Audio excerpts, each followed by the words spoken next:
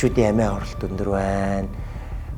Эрчүүдийн стресс өндөр байна гэдэг юм эсвэл ингээд ер нь л нэг юм болохгүй байгаа юм шиг юм уур амьсгал их байна. Энэ үгүй хэлэхэд эцгийн эрхт ёс нийгэмд бид нар амьдарч байгаа. Тэгэхээр эцгийн эрхт ёс буюу эрхтэй хүйс ерөнхийдөө баг зэргийн давмгай амьдрсныхаа золиосонд эрхтэй хүмүүс сэтгцийн хайр үйлэн дээр төлбөр төлж байна л гэж хэлнэ.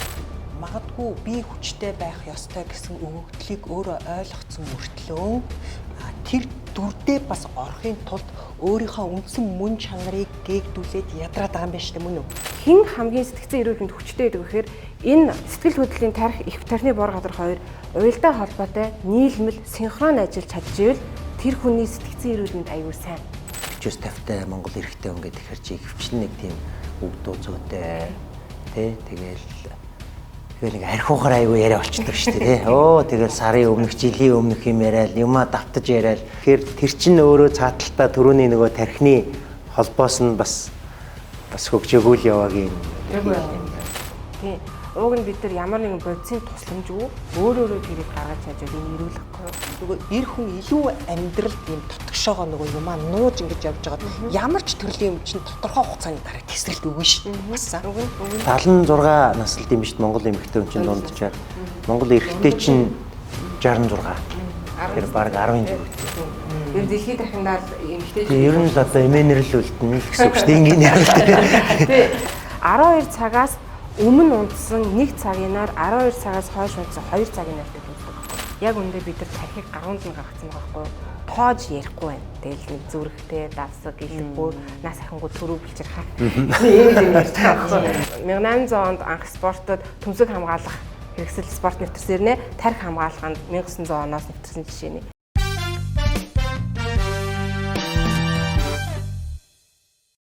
За эрхэм подкаст сонсогчдоо энэ өдрийн мэндийг хүргэе. Бид өнөөдөр маш сонирхолтой зочдтой цаашийн дугаараа танд та бүгдтэй хүргэж байна. За өнөөдөр надтай хамт зочин хөтлөгчөөр Хувьсэл продакшны жүжигчин, продюсер, Монгол Улсын гавьяа жүжигчин Уран Жимэг гэгч маань хүрэлцэж ирсэн байна.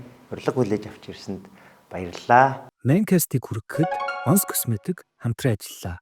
Гоо сайхны тэргүүлэх үндэсний үйлдвэр Mons Cosmetic. Бид хоёр хамтдаа өнөөдөр тархины эрүүл мэнд ба эрчүүд гэсэн сэдвээр сэтгцийн эрүүл мэндийн үндэсний төвийн стрессийн шалтгаанд сэтгцийн эмгэг судлалын 1-р клиникийн үзлэгийн эмч анагаах ухааны магистр энх хүчрэл эмчээсээ асууж тодруулнаа.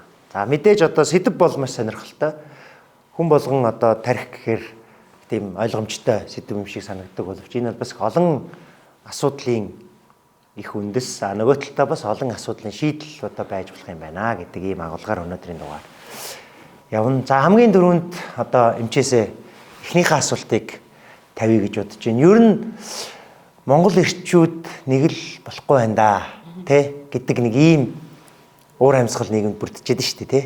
Монгол эрчүүд нэг л одоо гэр бүл салт маш өндөр байна ч гэдэм үү эсвэл одоо хүчирхийлүүлж байгаа хүмүүсийн дийлэнх нь эрчүүд байна. Эрчүүдийн амиа оролт өндөр байна. Эрчүүдийн стресс өндөр байна ч гэдэм үү эсвэл ингээд ер нь л нэг юм болохгүй байгаа юм шиг юм уур амьсгал их байна л дээ. Энэ ер нь эрчүүдтэй холбоотой асуудлууд юунаас шалтгаалдیں۔ Суурь нь ер нь юу байна? Одоо та яг мэрэгжлийн энэ чиглэлийн мэрэгжлийн хүний хувьд энэ эрчүүд тулгамдаг асуудлуудыг юу гэж дүгнж юу гэж хардаг вэ гэдэг ерөнхий асуултаас хэдүүлээ. Яа гэж бодож байна. Ерөнхий асуултанд ерөнхийдөө хариулъя. Тэгэхээр ерөнхийд хариулах юм бол нэг үгүй хэлэхэд эцгийн эрхт ёс нийгэмд бид нар амьдарч байгаа. Тэгэхээр эцгийн эрхт ёс буюу эрхтэй хүйс ерөнхийдөө баг зэргийн давмгай амьдрсныхаа золиосонд эрхтэй хүмүүс сэтгцийн хайр үйлэн дээр төлбөр төлж байна л гэж хэлнэ. Яагаад гэхлээр нэг эцгийн эрхт ёс гэдэг чинь хүүхэд ааваараа угуулж байгаа. За хамгаалах цагдаа болох ажлын эрхлэн ирчүүдийн хил хамгаалах дээр эрхлэн ирчүүд байна. Бүхэл хамгаалах, шийдвэр гаргах, зөвшөлдлийг эцлэн шийдэх, улс төрийн тэргүүнүүдийн дийлэх маасны эрхтэйчүүдгээ те хамгийн голлох үүрэг роолыг эрхтэй хүмүүс хийдэг. Үүнийхэн төлөөс нь тэр хүмүүс маш их хүчтэй байх хэрэгтэй болж байгаа.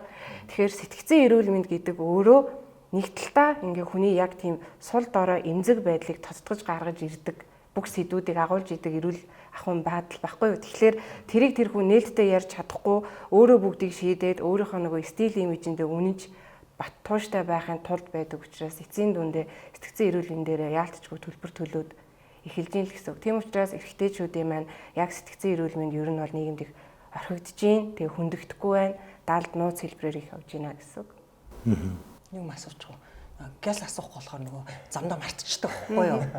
Тэгээ саяны эмчийн инх учрал эмчийн ярьснаар магадгүй би хүчтэй байх ёстой гэсэн өгөгдлийг өөрөө ойлгоцсон мөртлөө тэр дүрдээ бас орохын тулд өөрийнхөө үндсэн мөн чанарыг гээгдүүлээд ядраад байгаа юм байна шүү дээ, мөн үү? Мөн. Одоо би хар ухаанаар ингээ сайн бодлоо л да яриаг сонсоод тэгэнгүүтээ өөрийгөө хүчлэг шинж тэмдэг орчих тий. Яагад гэвэл би гэртээ мөнгөний олж ирэх хэвээр, би энэ дөрөв хүүхдийг тийж явах хэвээр, би ихнэрээ хүний дор оруулахгүй уцлах хэвээр ч гэдэг юм уу тийм ингээл нөгөө байглаас өгөгдсөн тэр юм нь одоо бас ингээ өөрөө хичээгээд байхад бас бүтэхгүй тохиолдол байна үсттэй тий. Тэгэнгүүтээ нөгөө сэтгэл зүйд нөлөөлөөд стресс үүсэх тэрийгээ одоо өөрөө би ир хүн чинь юм чинь гэдэг нэршлийн дор нуун дарах ч юм уу тийм ээ. Би бол тэгж сая ойлголоо л да. Тийм, та бүр гоё амлуулаад хэлчихлээ. За, уруулаа одоо ингээд явна да. За, тэгэхээр одоо бидний сэдв бол тарих. За, хүн болгоно нэг тарихтай, тий. Тэгээ энэ мэн одоо саяны асуудлуудын шийдэл нүү эсвэл энэ асуудлыг бий болгоод байгаа асуудал үүсгэгч этгээд нүү. Аль нь. Тэгэхээр яг одоогийн байдлаар эрчүүдийн сэтгэл санаа илүү хямрал нь одоо илүү байна гэж үзэх юм бол асуудал үүсгээд байгаа этгээд болж хувирж байгаа гэсэн үг байхгүй юу. Тэгэхээр бид нар болохоор нөгөө байгалийн амтан тэгээ тарих гэдэг зүйл болохоор бид нарыг одоо удирдамж болооддаг бидний энэ бүх эрхтэн системийг удирдамж болооддаг гол бүтэц байгаа гол эд эрхтэн. Энэ бол хамгийн чухал, хамгийн орой дээр байрладаг, бүх талаасаа ясаар хочигдож хамгаалагдсан нандин эрхтэн. Тэгээ монголчуудын хувьд нөгөө тэргүүн төрдөггүй гэдэг ёс заншил надад бүр аюух таалагддаг. Яагаад тэгэхээр тарих бол ерөөсөө бидний ингээ бөөцөйлөх, хайрлах, нандинах ёстой эрхтэн юм байна. Тэгээ энэний цаана энэ тарихны хөгжил гэдэг юм яригдана. Тэгэхээр энэ тарих хэдий сайн хөгжсөн байна. Төдий чинээгээр тэр хүний сэтгцэн эрүүл мэнд өөр айгүй хүчтэй байдаг гэсэн.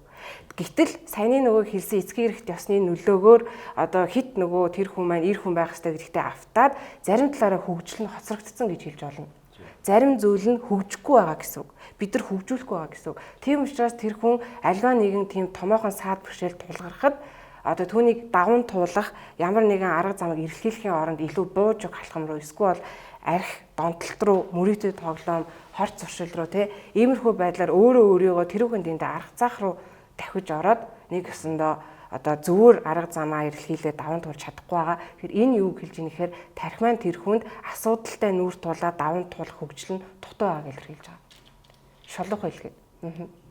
За.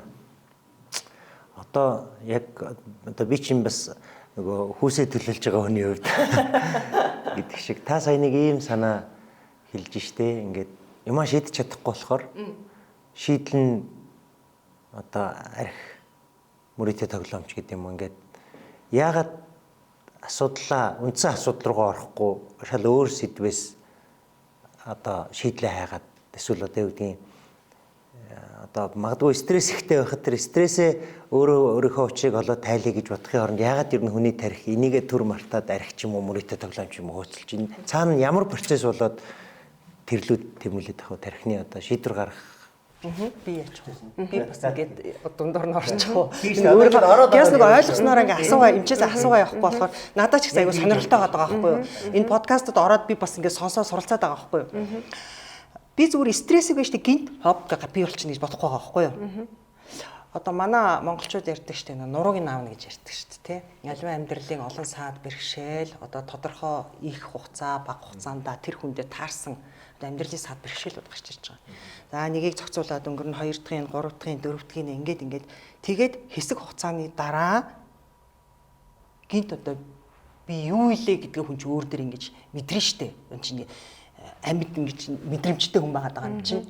Тэр үед өөрийгөө нэлээд хожуу би стресст оржээ гэдгээ ойлгодог болов гэж бодоод байгаа. Тэрнээс л хүн болгон одоо бид нар өдөр тутамдаа л стресстэй таарна бидтэй. Ямар нэгэн байдлаар бид нар төвөгтэй санагдаж байгаа болгон стресс мөн үү? Мэдээч мөн их баг том хэмжээгээр. Магадгүй эрчүүдийн хувьд бол тэр нь ингэж удаан хугацаанд явж иж ямар нэгэн өөр сонирхлыг тайвшрах гэдэг өнцгөөс сопдог болов. Буруу юу? Жог нэг одоо чинь ингээл ажил нүдүүлээл ингэжсэн нэг ингээл өөр нэг домтох тийм сэтэл гарч ирж штэ. А мэдээж архи яах гэж уух юм. Ямар нэгэн тийм стресстэй орон зайнаас салж тэр тухайн стрессийг жоох мартахын тулд ууж эхэлнэ. Нэгийг уун, хоёрыг уун. Тэгэл ингээл ингээ аль ингээ донтож эхлэх. Тэр одоо процесс буюу процедур. Ерөнхийд нь ойлгоход бол тийм. Зөв. Тэгэхээр яг нэн төрөнд бол хор туршил руу шууд шилжиж байгаа нь өөрөө маш богино хугацаанд хүчтэй тайвширлыг өгч байгаа байхгүй юу? Тэгэхээр асуудлаа бодоо шаналхын оронд хүчтэй тайвшруулж хэрэгжилж байгаа богино хугацааны үр дүнг эргэлхийлээд байна гэсэн үг. Тэгэхээр саяных удаан хугацаагаар ингээ явсан ч гэсэн хурдан хугацаанд тайвширж ийн гэдэг чинь нөгөө стрессээ үүсгэж айгүй таашаал өгч байгаа шүү угаасаа. Тийм. Тэгэхээр яг тийм байна. Тийм. Тэгээ нэг харамсалтай нь тэр зүйлийг хэрэглээл байвал давхар дан үүсэж байгаа тий.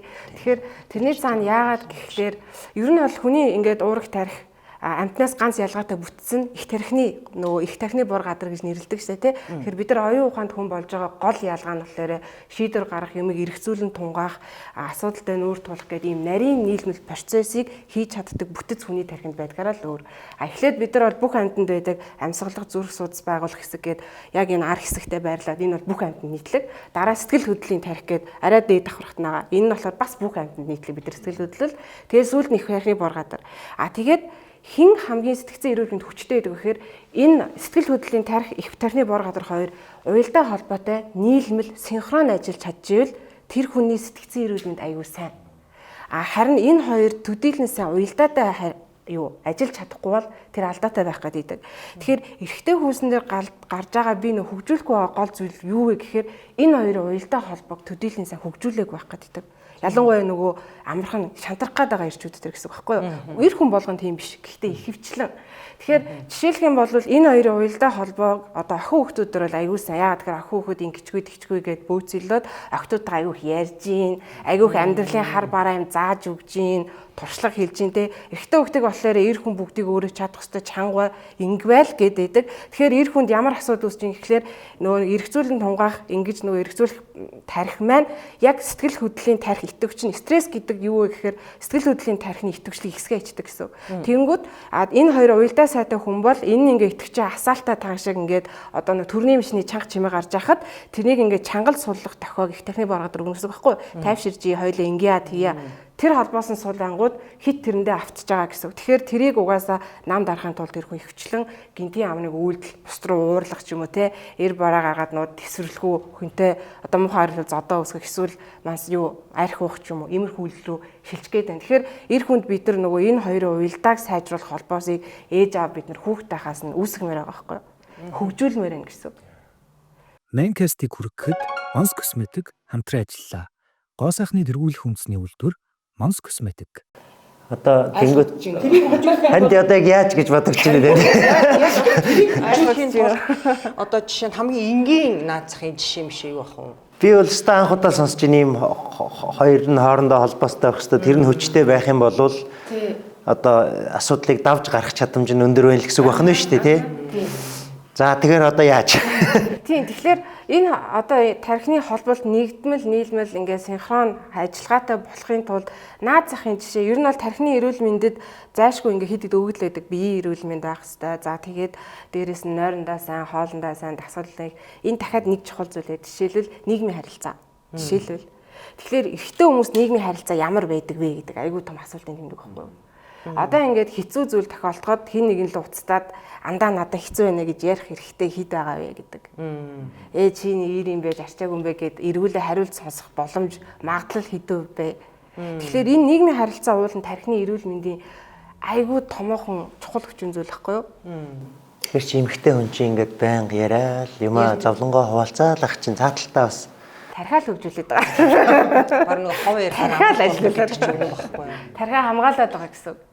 Тэгэхээр эрэгтэй хүмүүсийн хувьд жишээлбэл яаж гэхлээр ер нь бол хар нялхаас нь эхлээд жишээлх юм бол би танаас одоо сэтгэл хөдлөлүүдийг нэрлэдэг гэвэл та хэдийг нэрлэх, урнаагч хэдийг нэрлэх хоёрт би харьцангуй магадгүй урнаагч танаас нэг хоёроор илүү сэтгэл хөдлөлийн нэрийг нэрлэж магадгүй гэж бодож байна. Яа тэгэхээр тантай миний хууралсан юм уу, ингэсэн юм уу, тэгсэн юм уу гэд сэтгэл хөдлөө нэрлэх байдлыг хүртэл ээж аав нь хэр зааж өгсөн гэдэг эргэлзээд байгаа байхгүй юу? Сэтгэл хөдлөө нэрлээд би энэ гайхаад байгаа маань, би уурлаад байгаа маань, энийг ойлгох чадвараас эхлээд нөгөө хоёрын холбоо гэж байгаа гэсэн. Нөгөө сэтгэн бодох тархимаа сэтгэл хөдлөө мэдрээд ингээ бийжүүлээд өгжүүлээд логикчулж байгаа гэсэн байхгүй. За яста сонирхол. Тэгэхээр чин эрэгтэй эмэгтэй хүүхэд төрөхөд уулан бол яг ялгаагүй хацах ёстой юм биш үү? Тэгжиж ижил төвшил болж байна. Тэгэхгүй бол яагаад чи нөгөө төрлөх байгаараа нөгөө чи эцгийн эрэгтэй бас гэдэг шиг чи эр хүн байж. За эрэгтэй хүүхдэд нэг чим хэрэггүй л гэдэг дөө гэл те. Тэгэл зөрчтэй бай чи битээвлаа даа гэдэг ч юм уу те. Тэрнээ шалтгаалж хоёр өөр байх нь шүү тийм ээ. Яг үнэ. Ойлгохгүй болно төртөл тийм ээ. Миний хүү эрэгтэй хүүхд ойлгох муухай гэдгийг зааж өгч болно. Гэхдээ яагаад ойлгох ёсныг эхлээ ярих хэвээр. Тэгээд чиний дотор ямар сэтгэл хөдлөл үүсээд байна. Чи ийм учраас ойлгох нь зөв юм болно. Чи цаашдаа ч уйлж болно. Гэхдээ нөгөө талаар чи нийгэмдээ ийм байр суурьтай учраас хоёлаа одоо энийг ойлгохгүйгээр өөр ямар арга замаар цаашдаа явж болох ч юм уу те.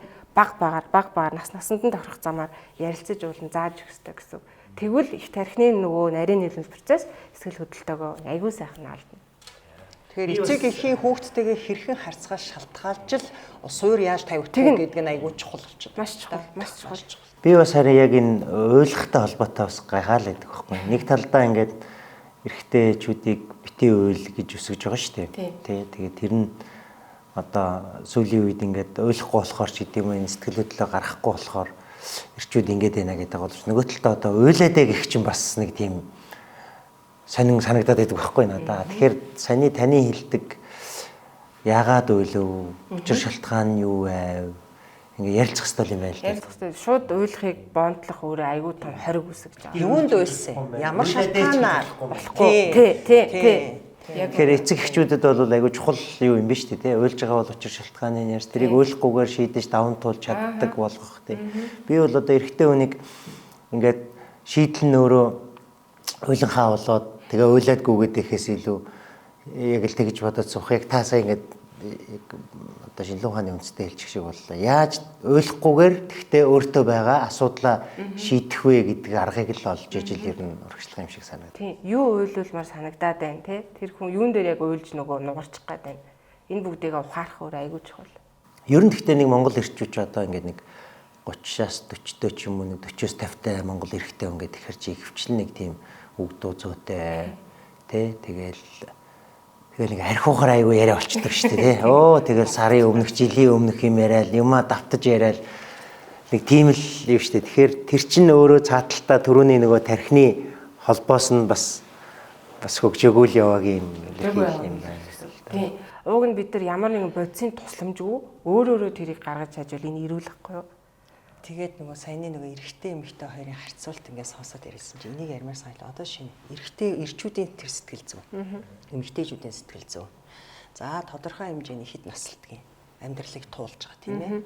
Туулаад саяны тархины хөгжил чинь бусад эд эрхтэнтэйгээ хүртэл маргаалын илэгдэлд ороод өтлөлт хөгшөлт бол явагдаж шүү дээ тийм ээ. Тэнгүүтээ тийм судалгаа байдгүй одоо жишээ нь эмэгтэйчүүдийн хувьд одоо тесрэг төвчээрүүд тийм байдаг. Эрчүүдийн хувьд бас өөр байдаг. Би зүгээр ингээл найз нөхдийнхөө дунд ингээл харилцаалтай ингэж ярьж хахад ихэвчлэн насны эцэст стресс буюу сэтгцийн өөрчлөлтөнд орох одоо өтлөх тийм ээ янз бүрийн тийм тархины гаралтай судасны нарийслаас шалтгаалдаг тархины өвчнүүд байна шүү дээ. Ихэвчлэн эрчүүдэд тохиолддог гэж сонссон. Хэрвээ тийм бол би бодоод байгаа хгүй түрүүний амьдрал дах логикоор л амьдрал нухлуулаа л штэ хүнд хэлэхгүй ярихгүй сайхан түрүүн чиний хэлдгээр нөгөө гүндгүү сайхан ир өстө хүчтэй тулд энэ амьдралыг аваад явж байгаа гэдэг чинь нэг тодорхой хэмжээ нөгөө дүрд ороод нөгөө ингээд яваалгаа штэ тэр чинь нөгөө түрүүний миний хэлдэг нуруугаа ахуулаад бүр ингээд эцсийн эцэд нөгөө ингээд тесрэлт нь болохоор одоо ямар нэгэн сэтгцийн хямрал синдром сэтгцийн өвчин болж хувирах магадлалтай юу? Магадлал байх уу? Тийм ээ. Яагаад гэвэл тэр чинь тэгэхээр нөгөө эр хүн илүү амьдралд ийм тотгошоогоо нөгөө юмаа нууж ингэж явж байгаад ямар ч төрлийн юм чинь тодорхой хугацааны дараа тесрэлт өгнө ш. Басаа.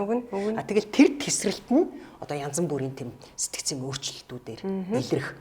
Тэгэд эмэгтэй хүн мэдээч тесрэлтээ төвчээртэй угаасаа тийм ээ. Тийм байлаа гэд энэ хоёрын нөгөө эрчүүд нь тэр насны эцэст сэтгцийн өөрчлөлтөнд орох хувь нь их үү эмэгтэйчүүд нь одоо бага байдаг гэдэг нь үнний хувьтай юу л гэж асууж. За. яг сэтгцийн өөрчлөлтөнд орох үгүйгээр бол хүүсийн төдийл ялгаал байхгүй. Тийм үү? Тийм байхгүй. Гэхдээ нөгөө насжилтан дээр бол байгаа шүү дээ. Эмэгтэй арай урт наслаад байгаа шүү дээ. Яалтчгүй. Тэр бол үнэхээр өнөө. 76 наслд юм биш Монгол эмэгтэй хүн чинь дунджаад. Монгол эрэгтэй чинь 66. 10 насны зэрэг тий. Тийм. Ер нь дэлхийд дахиндаа эмэгтэй. Ер нь л одоо эмээнэрл үлдэнэ л гэсэн үг шүү дээ. Энгийнээр л тий. Тэр чинь аргагүй шүү дээ өөрхий тэгэл одоо гадаад дотоод явж байгаа хүмүүс ээж аавдаа им ээжтэй болохоор одоо эмэг бөгж им тан авчирч аавдаа болохоор арх юм тамхил авчирч нэр чинь тэгээ. Тийм. Тэгэл юм ярьдгүү өвчнөө үзүүлдэггүй Монгол эрэгтэй хүн чинь имлэг орох ус их дургу хүмүүс байд юм. Чиний наа чин саяны санаандгүй хэлсэн гадаад явахаараа ээжтэй чихэр боо аминд юм өгөөд аавда тамхи юм арх өгдөг гэдэг чинь үнэн нийтлэг ер нь бол. Одоо бол мэдээж тэхэ болцсон баг. Би ч гэсэн тэгдэг л байсан. Манай өнгөрсөн 2015 он зүрхний шигдээс болж исэн. Насаараа тамхи татсан. Тэгээд 15 оноос хойш яг тэрнээсээ хойш бүр нэг ширхэгч тамхи татгаа бүр ингээд бүр тэр чигээрээ хаяад одоо л татахгүй байгаа байхгүй юу? Тэгэхээр чи бид нэр 2015 оноос өмнө гадаад явахаараа дандаа яг үнэн аавда тамхи хацарч өгдөг байсан. Гадны арх тийм. Аавч захихтай тамхи хацраг юм. Тэгэл заа гэл те. Одоо бол Одоо соёл жоо өөрчлөгдөж явах шиг байна тий. Хэрэглээч. Хүмүүс эрүүл амьдрах ч юм уу, даа яргуйн, тархины бид нар штэ гэдэс дотор өвдлөөл гэж ярьдаг болохоос шизээш бид нар сэтгэл зүй ярьж байгаагүй шүү дээ. Яг үнэ. Одоо сүүлийн хэдэн жил бид нар энэ тал руу түлхүү ярьдаг болж байна. Ойлгож эхэлж байна. Тэгээ тэр ойлгож чинь энэ мэдчлэн подкаст ч аягүй чухал үстэй хөө. Тий. За, биеийн тамир саяны энэ тархины одоо хэдүүлээ чинь нөгөө тархиныхаа холбоосыг яаж сайжруулах вэ гэдэг дээр. За, харилцаа бол ингээд чухал юм байна нэгтэн. Биеийн тамир хамааралтай юу? Маш 100% хамааралтай. Тэгэхээр нөгөө ерөөхдөө сэтгцэн эрүүл мэндийн цаана яагаад өнөөдөр тархийг сонгож ярьсан гэхээр сэтгц өөрөө тархины нэг хэсэг байхгүй юу? Сэтгцэн эрүүл мэндийг болохоор тархи эрүүл байвал сэтгц эрүүл, тархи доголдлоо сэтгц өвдөн гэсэн үг юм. Тэгэхээр энэ хоёр тусдаа биш. Ерөнхийдөө яг өндөр суурь дэвсгэрнэ гэсэн үг байхгүй. Тэгэхээр бид нар тархиа хайрлал гамнаа дайвал сэтгцэн эрүүл мэнд эрүүл байна л гэсэн үг. Тэгэхээр дасгал хөдөлгөөн болохоор маш их зүйлийг шийдэж өгөн тархинд. Жишээлх юм бол стрессийн даврыг аягүй сайн бууруулна. Тэгэхээр тархийг хамгаалж өгж байгаа. За тэгээд нөгөө Альцгеймер буюу ер нь насч байгаа 85-аас дээш насны 2 хүн тутмын нэг нь шилжинэ гэж Альцгеймер руу зүүнэг хөвчин гэсэн. Тэгэхээр энээс одоо үүсгдэг тэр хорт нэгдлүүд хорт бодисуудыг цэвэрлэж өгнө. Одоо тархины эрүүл хавьд дэмжин. За дээрэс нь болохоор нойрсолтыг дэмжин. Тэгэхээр дандаа тархины эрүүл мэндийг нөгөө дэмжих бүх бүтээгдэхүүнийг дасгал хөдөлгөөн гаргадаг учраас дасгал бүр зайлшгүй их хэрэгтэй. Тэр байтугай ингээд жоохон одоо юм мартад санаад одоо тархины хөгшрөлт ихэлцэх хүмүүс ч гэсэндээ дасгал хөдөлгөөн хийгээд ах юм бол тэрнээсээ сэргийлнэ, удаашруулна, эрүүлжинэ гэж байгаа байхгүй юу? Тийм. Тэгэхээр энэ бол маш чухал бас. За хоёр дахь нь бол дасгал хөдөлгөөн. За өөр юу вэ?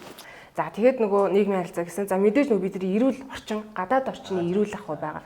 Тэгэхээр ер нь бол дэлхийн нийтээрээ одоо айгүйх бохирдолтой орчинд амьдарч байгаа болохоор боломжоор бид нар хаяа эрүүл агард гарах те орчноо эрүүлжүүлэх эрүүл байдлыг бас нөгөө өөрсөндөө бий болгоход анхаарал хэрэгтэй гэсэн. Одоо бол бид нар одоо үйл болонгууд нөгөө утаа гэж хэлдэг. Тэгэхээр энэ бол ахрах хүчил төрөгчийн дутагдалд оруулж л байгаа. Тэгэхээр бид нар хүчил төрөгчөөр уурах тархиа хангах хамгаалах гээд үүнээс бас авч үзье. Нойр бас. Нойр бүр үнэхээр чухал. Үнэхээр чухал. Гэхдээ одоо нэг ийм одоо бидний чинь дунд нэг айгүй ойлгомжтой болсон яриа бол унтж байгаа цаг нь биш тэр унталтынх нь одоо чанар чухал гэдэг нь шүү дээ. Тэгэхээр энэ одоо юу гэдгийг тархины уулан бол эрт унтаа биш орой эрт унтаад өглөө ирц хэрэг хэрэгтэй үсттэй. Нийт үргэлжилж байгаа цаг нь 8 цаг байна уу 10 цаг байна уу 6 цаг байна уу гэхээсээ гүн нойроо яг авч чадчих нүг үү гэдэг нь чухал гэдээ бас ингэж зөвлөд шүү дээ. Тэгэхээр уул нь юм аль аль нь чухал юм. Яа тэгэхээр чанар. Яа тэгэхээр чанартай нойрыг тодорхой хэмжээнд дээр авах хэрэгтэй байхгүй юу? Тий.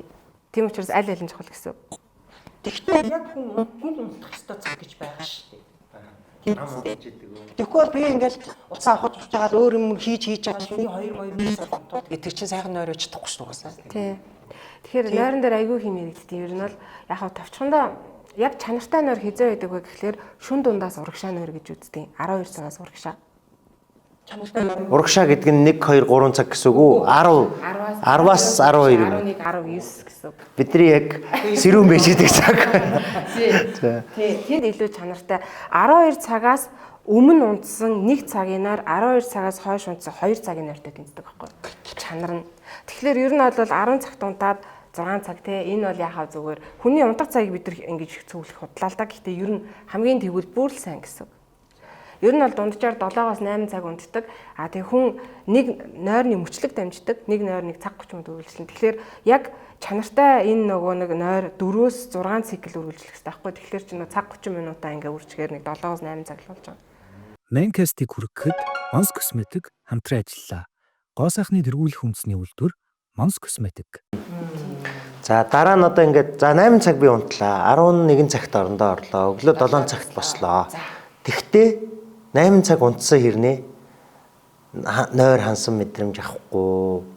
Тэгээд одоо сэрвэлзээд гэдэг юм уу. Ингээд байгаагч одоо энэ нь ер нь юутай холбоотой байдгийг одоо ингээд тэг сайн унтаж өгөхгүй шүү дээ. Сайн унтаж өгөхгүй байх ихэвчлэн стресстэй холбоотой байдаг. Мэдээж танд биеийн ямар нэг өвчин байвал тэрийг эмчлүүл. Эдгээр нь яг ямар ч өвчин эмгэггүй хүн сайн унтахгүй л стресстэй 100% хамааралтай. За 100% хэн ашиг гэдэг 90 90% хамааралтай. Надад нэг хүн ирж исэн тэр хүн болохоор би ингээ стрессгээр унтахгүй гайгүй үедээ унтаад ах юм те би нойр хөдөлтэй юу гэж орж ирж байгаа байхгүй юу. Стресс зөвхөн угаасаа сайхан унтах боломжгүй. Хүмүүс аюул шуналтай байдаг. Одоо ингээд амьдралын шийдэх асуудал байгаа юм чинь тэр нь санаа зовох ёстой байхгүй юу? Тэгэхэд амар их одоо өнөөдөр магадгүй аюул том ууг гашууд авцсан ирнэ шүн сайн унтахыг өөрөөсөө нэхэд идэг. Тэгээ 2 3 шүн унтахгүй болчингууд яана би одоо нойр хөдөлтэй гээд уул нь бол гашууд жил амж унтахгүй байх байхгүй юу? За хэвийн гэсэн үг тийм. Хэвийн. Тэгээд нөгөө унт нь хин сайхан унтах гэхээр аюулгүй мэдрэмжтэй санаа зовох юмгүй айх юмгүй хүн сайхан унтна шүү дээ. Тэгэхээр энэ бүгд нь алдагдсан хүн унтахгүй байхгүй юу? Тэгэхээр та ингээс хэрүүлзээд байвал би юунд стресстэй байна вэ гэдгээ тайлбах хэрэгтэй л гэсэн үг амьдралаасаа. За дараа нь одоо мэдээж ингээд хүмүүс бол нас явахын хэрээр бол нойр угаасаа багасдаг гэдэг бол бас шинжлэх ухаанаар батлагдсан гэж би ойлгоод байгаа зүг бах тий. Ингээд настай хүмүүс ч багт тий унтах нь ингээд багас. Өөр одоо ер нь ингээд одоо нас явлаа ялангуяа эрчүүд за Монгол эрчүүд ч ер нь одоо 66 наслж ийн хэр ч одоо нэг 60-аас хойшоо бол ер нь нэг 6-7 жил дунджаар одоо тэр хүмүүс байгаад шүү дээ тийм. Тэгэхээр яг энэ үе дээр одоо ер нь ахмад настай ер нь одоо гэртээ ахмад хүнтэй тэр дундаа одоо өвөөтөг гэдэг юм уу настай аавтайгаа байгаа хүмүүс ер нь юу анхаарах хэрэгтэй юм. Бид нар ихвчлэн ингээд хүүхдээ яах вэ? Өөрийгөө яах вэ? Эхнэрээ яах вэ гэж асуугаад байдаг хэрнээ ээж аавыгаа яах вэ гэж айгу багал бод юм. Ялангуяа аав нарагаа бол ерөнхий баг уддаг, баг ярьдаг, баг харьцдаг. Тэгээд аав нэг юм ярьдаг, хвчлээ ээжтэйгээ яриад аав чинь тэгж ийн ингэж ийн гэл ингэдэг штеп. Тэгэхээр ер нь настай одоо нас өндөр болсон аав нартайгаа ер нь юун дээр нь анхааруул зөвхөлтэй байдیں۔ Ер нь бол ингээд одоо өнөөдөр тархины эрүүл мэндийн тухаас төлхөө ярихыг зорьсон байна. Яг үндэ бид нар тархийг гаруунд нь гаргацсан байгаа байхгүй юу? Тоож ярихгүй байна. Тэгэл нэг зүрхтэй, давсаг, илэг бүр нас ахингуу төрөө булчирхаа. Ийм юм ярьж байгаа байхгүй юу? Тэгээд олон нөгөө нийтэд бас нэг тийм онгойтой мем байт юм лээ. Одоо 1800 онд анх спортод төмсөг хамгаалах хэрэгсэл спорт нэвтэрсэн нэ тархи хамгаалаханд 1900 оноос нэвтэрсэн жишээний. Тэгэхээр нөгөө нэг аав ээжийнхээ одоо тархийг л сайн хамгаалах хэрэгтэй л гэж зөвлөнө.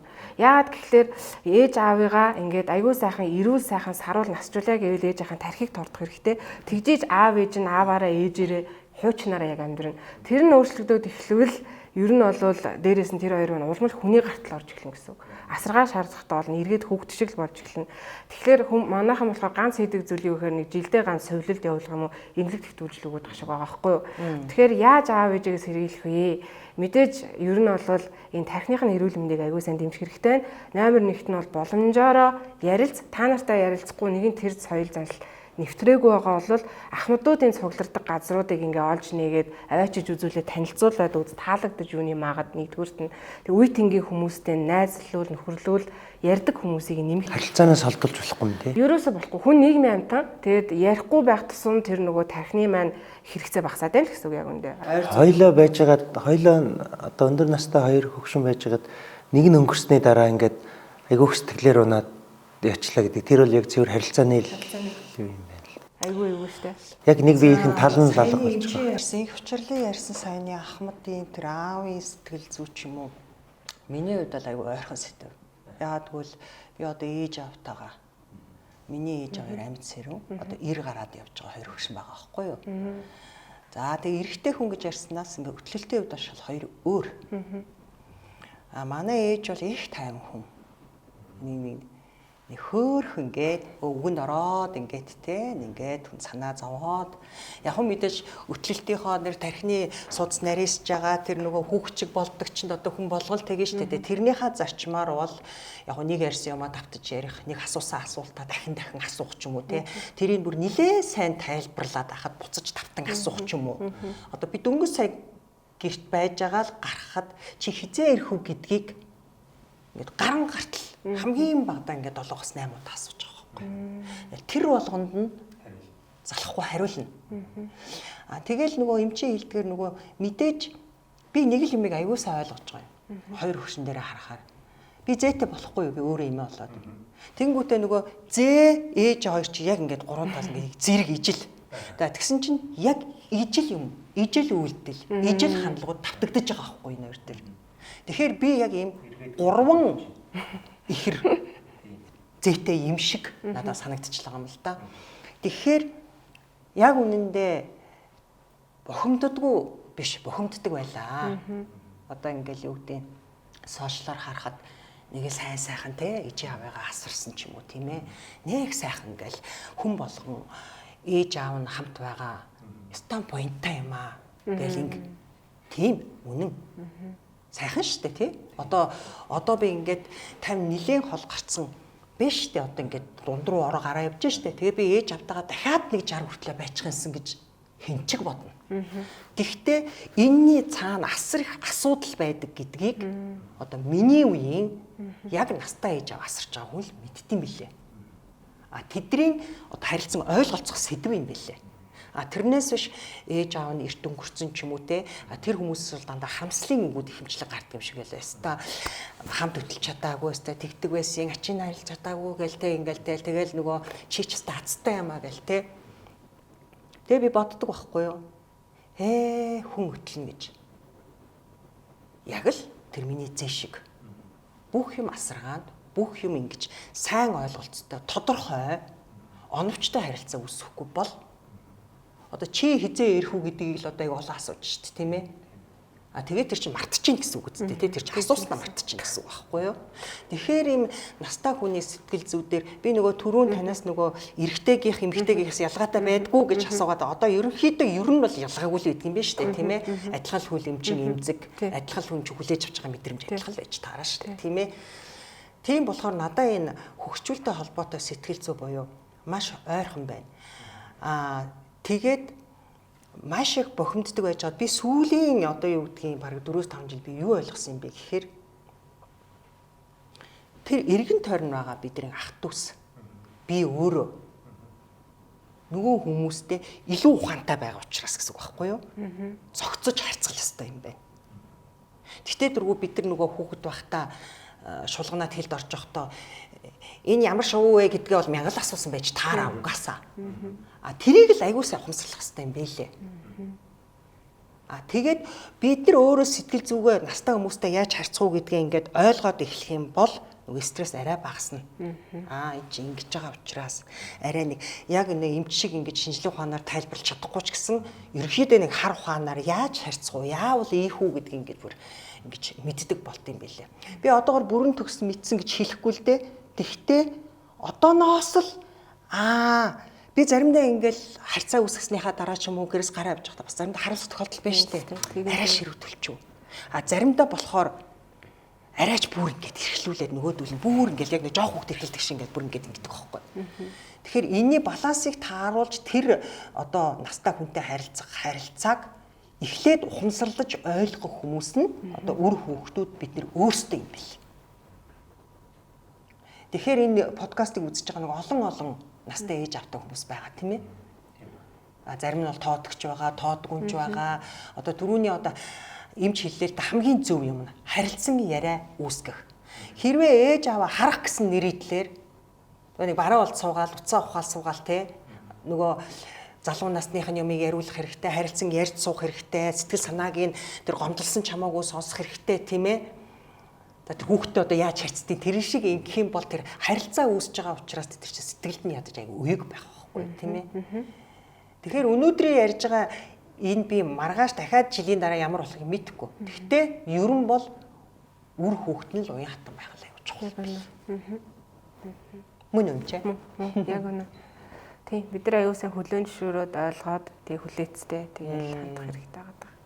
Яг үл нөгөө байгалийн жамаараа энэ сэтгэц гэдэг юм өөрчлөлтөнд орж байгаа учраас тэрийг чинь буцаана гэж ойлголт байхгүй. Мөн үү? Тийм шүү дээ. Тэгэхээр чин арай илүү одоо хүн шиг тархин ажиллаж байгаа арай илүү залуу үр хүүхдүүд нь тийм учрыг нь олох ёстой л гэж ойлгох ёстой. Ойлгосон шүү дээ би. Тэгээд яг үнэ. Хамгийн гол нь одоо бол настай хүмүүс аягүй цөөхөн байгаа байхгүй юу? 2050 он гэхэд бол бүр дэлхийд даяар 18 нас хүртэл хүүхдийн тоог 60-аас дээш насныхан давж гарч ирнэ гэж байгаа байхгүй юу? Ер нь дэлхийд даяараа хөгшөрж байна тийм. Хөгшөрж байна. Төрөлд буурж байгаа. Монгол улсад 50 он гэхэд 5 хүнд нэг нь 60-аас дээш настай болно гэж байна. Бид нар өөрсдөө энэ дунд авах гэж явах гэдэг байгаа байхгүй юу? Тэгэхээр хамгийн гол нь бид нар аягүй их тархиа хайрлах хэрэгтэй, гамнах хэрэгтэй. Тэгээд ер нь бол бид нар урьдчилан сэргийлвэл заавал энэ 85-аас дээш насны 2 хүнд нэг нь өвднө гэдэг чинь энэ Альцгеймерээр өвдөхгүй 40% хамгаалах боломжтой гэдэг одоогоор судалгаагаар. Тэгээд ирээдүйд бүр л хөгжсөн юм их гарна. Тэгэхээр яаж гэхээр ер нь бол нийгмийн харилцаа зогсоожлохгүй тэгээд тархины үйл ажиллагааг ерөөсөө зогсоожлохгүй шин зүйл суралцж авах хэрэгтэй. Тэгэл нүгийн сүлжээ бөглөх, тоо бодох те ном уншаад ингээд эргцүүлэн дүгнээд дүр энэ ямар санагдав энэ тэрэ гэл сэтгэлдээ бичих те тархийг ажилуулахаа ерөөсөө зогсоожлохгүй. Одоо би ингээд тэтгэврт гарсан, одоо би амарж байгаа, одоо би энийг хийгээд яадیں۔ Би одоо сурж яадیں хийдгээ хийцэн ч юм уу те хизээж болохгүй бид нар дандаа л нөгөө залуу насндаа ямар байсан яг насандаа тохирсон байдлаар залуу насныхаа бүх үйл ажиллагааг өөртөө хадгалаад хийгээл явж явах хэрэгтэй. Дандаа энийг одоо янз бүрийн сэтгэл зүйн одоо траумад хэрэгдэж штэ орчин үед. Яг үндэ би бол хүүхэд ахлаа траума гэдэг үгийг мэддэггүй байлаа шүү дээ жишээ. Дараа нь энэ хүүхдээсээ мэдчих авсан шүү дээ. Энэ нэг ямар нэгэн тийм нэг юм өөрийн одоо рефлекс юм уу, синдром юм уу одоо яг синдромыг яг монголоор орчуулвал яг юу гэдэг юм. Хам шинжилгээ гэдэг тий одоо тийм хам шинжиж юм уу гэж яриад байгаа шүү дээ тийм ээ. Тэрнтэй адилхан бид нар одоо сэтгэл зүг ярихдаа ч юм уу сэтгцийг ярихдаа хүүхдийн залуу хүнийх охтын хөвгүүдийнх настай хүнийх гэж ингээд англин гэж ядчих тийм мэдлэг байдгүй байсан. Тийм. Сүүлийн үед ингэж түлхүү ярьлаа нэг иймэрдүүл юм болов би яаж исэн билээ гэж ингэж боддсон билээ. Тэгээд бага наснда буюу өсвөр наснда авч исэн ямар нэгэн сэтгцийн гэмтэл өтөл насанд илрэх тохиолдол байх уу? Байлгүй яах вэ? Насан туршдаа илэрнэ штэ. Насан туршдаа. Тэгэхээр одоо орчин үед болохоор нөгөө нэг тарих судлал яагаад ингэж хөгжөөд байна гэхээр бид нар эхлээд нөгөө сэтгцэн эрүүл мэндээр ингээ гадна талаас нь ажиглаад нэгэдсэн. Одоо болохоор уурэг тархины нөгөө шинжлэх аюул олон шинжилгээнүүд гараад ирсэн. Тэгээ яг тэр нөгөө сэтгэл зүйн гэмтэл гэдэг зүйл чинь уурэг тархины загварчлалд нөлөөлчдөг байхгүй юу? Тэр уурэг тархины загварчлал юуг харуулж өгөхөд би ямар зан төлөвтэй, ямар аран шинтэй нөхцөл байдалд ямар хариу урвал үзүүлдэг хүмбэ гэдэг миний загвар гэсэн. Тэгэхээр хүүхэд дөнгөж төрөөд амар их ингээд ямар л бол ямар загварт орж болох үс юм айгүй юм итгэвтэй тарихтай жоох хөөхд. Тэгээд ерөнхийдөө том болох тусмаа энэ олон итгэвчл нь буураад яг хэрэгтэй авч үлддэг гэсэн. Тэгээ өсвөр наснд ялангуяа насан туршид би яг ямар загварын тарихаар ингээ үргэлжлүүлж амьдрах вэ гэдэг загвараа олж идэг байхгүй юу. Тэгэхээр тэр үе сэтгэл зүйн гэмтэл үүсэх юм бол тэр нөгөө нэг саяны сэтгэл хөдлөлийн тарих нөгөө уурэг тарих бишээ нөгөө бор гадарга ярьсан шүү дээ. Энэ хоёрын холбоосууд чи өсвөр наснд бүр их сайн бэхжиж өгнө. Тэгээ энэний тал доголдол гарна гэсэн. Тэгэхээр нөгөө хүүхд маань сэтгэл хөдлөл энэ хоёрын холбоос нь төдийлөн сайн бэхжихгүй байхад тэр сэтгэлийн гэмтлүүд нөлөөлнө гэсэн үг байхгүй юу? Холбоосуудыг одоо хоорондоо уялдаатай ажиллахыг нь эсрэг байна гэсэн. Тэгэхээр нөгөө хүмүүс чинь дүрс хийсэн ууртай болдог те айгүй юм токсик хүнд итгэдэггүй эсвэл өөрийгөө голдог гэлтэй ингээ нэг буруу итгэл өмчлүүд хүнд үүсээд идэг сэтгэл зүйн гэмтлийн улмаас тэгээ сэтгэл түгшилттэй айдастай юм л бол ингээл хойшоо суудаг бууж өгдөг боли гэдэг ч юм уу те ийм хүчтэй байхгүй байхад энэ зав нөлөөлдөг. Одоогийн нөгөө сэтгэл засал гэж яриад байгаа тэр юу вэ гэхээр хоорондоо ярилцах ойлгох ухааруулах тэр олон арга замын үр дүнд энэ тарих ахин загварчлагдаад байгаа гэж үзээд байгаа байхгүй. Одоо нэг алдаатай загвар засагдж ийн гэсэн доо. Тий. Эцсийн дүндээ тэр хүн ингээс одоо айгүй гайгүй болсон гэж байгаа л тэр тархины бүтцэд өөрчлөлт орж ижил гайгүй болж байгаа гэсэн. Яа тэгэхээр эрүүл тархинаас л эрүүл сэтгэл зүй гарч байгаа. Тийм. Тэгээд тарих бол орчин үед нээсэн ганц нээлтний юу гэхээр бидний хүүхэд байхад 100 тэрбум өстэй тэгэл ингээл дандаа хорогдох чанартай эргэн төлжгүй гэдэг байсан. Орчин үеийн ганц нээлт нь тарихын холболтуудыг шинээр авих үүсгдэг гэдэг байхгүй. Тэгэхээр жишээлбэл энэ ингээ ус байлаа гэхэд би энэ усны талаар айгүй усыг тодорхойлох 10,000 ойлголт надад яж болно. Жишээлх юм бол аав хүүхэд байхад авч өгдөг байсан зүйл ч юм уу те. Эсвэл би ингээд цанхаараа удаг зүйл. За эсвэл бол хувцас угаадаг зүйл ч юм уу. Тэгэхээр нөгөө нэг хідэн ийм Америкт Гилманер дээр хийсэн судалгаа байгаа. Тэгээ тэр Гилманерыг ингээд нөгөө өөд болонгууд ингээд тархинд нь задлан шинжилгээ хийхэд яг нөгөө Альцгеймер үе зүнэр хөвчөнтэй хүний тархитай адилхан байна гэж байгаа байхгүй юу. Тэгсээр нэ тэдний эмнэлзүүд нь ямар ч Альцгеймер байгаагүй. Ерөөсө зүнгэрх байгаагүй. Бүтцэн яг адилхан. Зүнгэрх хүнтэйгээ яг адилхан эвдэрсэн ирнэ үйл ажиллагаа хийм байсан гэсэн. Тэгээ тэрний цаад утга юу гэхээр тэр хүмүүс нөгөө айгүйх Гилманер их нөгөө боловсрал өндөртэй ч юм уу их юм уншиж мэддэг. Тэгэхээр үзэг гэдгийг ганцхан бичдэг зүйл гэхээсээ гадна багшийн хэрэгсэл ингээд нөгөө олон талаар тайлбардаг учраас бичдэг зүйл гэдгийг нь мартсан ч багшийн хэрэгсэл гэдгээр нь санаад байгаагаар үзгийг ингээд агуулад юм гэсэн байхгүй юу. Тийм. Тэгэхээр энэ юу гэж ихэ нөгөө тарих айгүй олон юм холболтуудыг үүсгээд ингээд уялдаад холбогдож ажиллаж чаддаг болохоор ахин загварчлагдаж болно гэсэн. Тэнийг гэсэндээ ингээд нэг гимтчүүл дуусаа гэсэн биш юм. Шинжлэгдээд эдгээс сэргэх боломжтой юм. Тийм. Тэгэхээр бид нар хайрлах хэрэгтэй. Би урнаа хичээс нэг асуулт асуух гээд таны ингээд одоо уран бүтээлүүдийг харахаар тийм хүний сэтгэлийн тэр шийдвэр гаргалтын эсвэл тэр цаад одоо хүний мөн чанараас юунаас тэр одоо тэр дөрүүдийн гаргаад байгаа харан шин характер гэдэг юм үйлдэл гарч ирж нэлээд тийм гүнрүүгөө өгдөг штеп. Тэгэхээр хүний тарих буюу оюун ухаан нөгөө талд нь сэтгэл зүрх. Энэ хоёрыг та ер нь хоёр тусдаа зүйл гэж боддгоо нэг юм гэж боддог. Одоо би ажил дээрээ тайлбарлах бол нэг л дээ. Яаж ч хоёр тусдаа. Би чи одоо жишээ нь ямар нэгэн маш хурц характертай аршиндаа дүрд тоглох юм бол давхар контрол заавал байна. Тэгвэл би дүрдээ орж байгаа шүү гэж галзуу солиот юм шиг байж болох. Би хийж байгаа юмаа мэдж байгаа, тооцоолж байгаа тий. Тэгтээ үзэгч үзэхэд бол хүү ич бүрстэ 100% дүрдээ орсон. Ямар амар тий. Ингээ тий тэрий чин дагаж үзэгчд өөрөө сэтгэл хөдлөл дагаа явж байгаа штэ. Яг тэгвэл жүжигчин үзэгч хоёрын дунд чи тэрийн дунд нэг шум үүсдэг байхгүй юу. Тэнгүүдээ чи ингээд хараад автаа тэр тоглож байгаа тий. Өрөвдөд уйлуул инээгээд тийм ээ ийм процесс явж байгаа штэ. Яг жүжигчин хүнийг байна штэ. Зүгээр л нэг нэг урлагийн хүн гэж нэг тустай энэ авьяастаа болохоор ингээл үгээ цэжлэл гоо ингээл гэж тоглолцдог гэж боддог. Яг үндэ зөвхөн тэр ямар нэгэн одоо хүнд одоо таргээд одоо эмгэнэлт дүр дээр да ялангуяа тайзан дээр гарахтаа ч юм уу кинонд тоглохдоо ч юм уу тодорхой хэмжээнд юу гэдгийг маш их төвлөрөх шаардлага гардаг. Тэгэхгүй бол одоо галзуу солилтон байстэй. Хоп акшн гүт ингээл гэдэг ийм бол хийцээш байхгүй шүү дээ. Тэр чинь тодорхой хэмжээний тэр одоо дүр гэж өөрийнхөө хараад байгаа тэр зохиол дотор байгаа юм руу уусан орох одоо нэг төлөв одоо анхаарал төвлөрөх гэж хамгийн ихний тийм техник байна. За дүрдээ ороход тэр сэтгэл хөдлөлийг бий болгох гэж зүгээр нэг үйлээд идэх юм биш. Одоо ямар нэгэн одоо энийг одоо орлуулга ашиглах гэдэг. Өөртөө амьдралдаа тохиолж исэн гашууны мэгнэлтэй болсон явдал, үйл явдал, чиний найзын, гэр бүлийн одоо тийм юмыг би өөрөө харж одоо зүрхнээсээ шаналж исэн бол одоо тэр процессыг одоо зохиол мэт одоо энэ тархинд архив үүсгэсэн байдаг л та. Тэрийг нэг өсөндө намын сан шиг нэгээр нь гаргаж ирж одоо орлуулга ашиглах гэж ярьдаг юм манай одоо мэргэжлийн хэллэгээр бол. Тэрийг ашиглана хамгийн гол нь төвлөрн тэрийг ашиглана. Тэр орлуулга нөөц дуусаад хогийн савнд орно гэж байдаг. Яг тэгвэл тэрийг би хідэн удаа ботсон ч сэтгэл хөдлөхөө болно гэсэн үг. Ашиглахаа болно. Тэгтээ штэ. Хүн одоо юу гэдэг нэг өөртөө тохиолдсон амар явдлыг за би нэг ингээл нэг за энэ ч явахаа байж энэ 5 удаа бодоодсэн чи сэтгэл хөдлөлтгүй болтгүй. Тэнгүүд би дараагийн номын санг ухна, архивыг ухна. Тэгжээж гаргаж ирнэ. Тэгээд бас төсөөлөл бий болгоно. Тэгээд альва тэр болж байгаа тэр уран сайхны юм яваад байгаа штэ. Тэрэн дотор чин хэрвээ энэ явдал надад тохиолдсон бол гэдэг асуултыг өөртөө тавьдаг. Нийтлэг. За би тэгвэл яг энэтэй арай ойролцоотой асуултыг эмчээсээ тодруулъя. Бид нар нийтлэг хүмүүс ингэж ярьдаг те. Тарих оюун ухаан, зүрх сэтгэл гэж ярьдаг те. Тэгэхээр за зүрхэн дотор бол одоо сэтгэл гэдэг нэг юм байж гин гэж байхгүй байх.